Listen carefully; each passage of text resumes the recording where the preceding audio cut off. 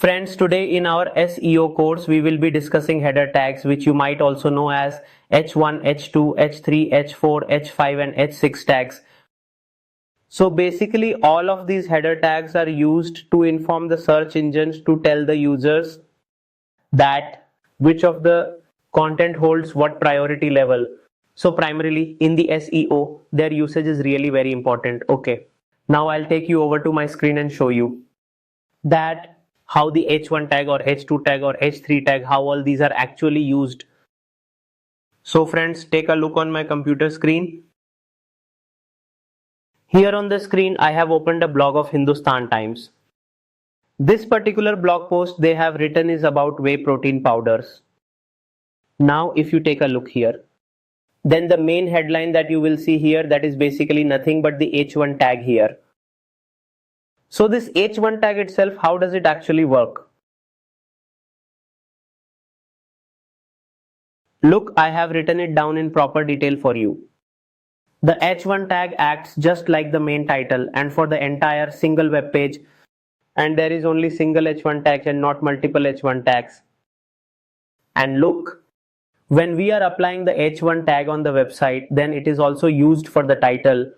It is also used for headline. It is also used for the primary keyword.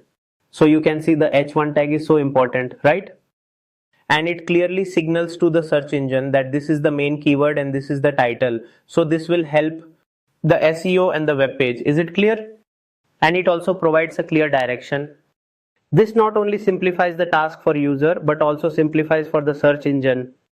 After doing H1 tag, what is the H2 tag? Now take a look. I will show it to you in this example. The main headline you see, this is the H1 tag. But if you carefully see, sub headlines are also used here. Look here. So if you see number 1 point, number 1 muscle blaze like this. So basically this right here is an H2 tag. Okay, and there can be multiple H2 tags. Clear, like number 1 was there. Now look right here, number 2 is also here. So all these headlines are considered as the second important headlines. Okay, so these fall into the list of secondary keywords, and you can also target your keywords within these two. Now let's talk about the H3 tag. Now pay attention for the H3 tag and look here in the second H2 tag that we discussed. A very specific point has been highlighted here. Okay, so we have designated this with the name H3 tag. Basically it is like the main headline, then sub headline. After that, the subcategory or the sub main heading that follows, we refer to that as the H3 tag. So majorly H1, H2 and H3 are the tags you will see. They are used most often in SEO. The more descriptive and detailed the content becomes, just like a blog with many sections, headings, subheadings and details. So the more bifurcation we will have in that, more you can use H4, H5 and even H6 tags accordingly. But primarily when you are using SEO, then you must never ever forget to apply the H1 tag, H2 and H3 tags. These are also called as the header tags. It is because these tags gives the direction to the content that is available on the web page. They inform the users and the search engine about this page and about the topic covered, what keywords are targeted and main titles used. So I truly hope that today you have understood the concept of header tags, H1, H2, H3 tags.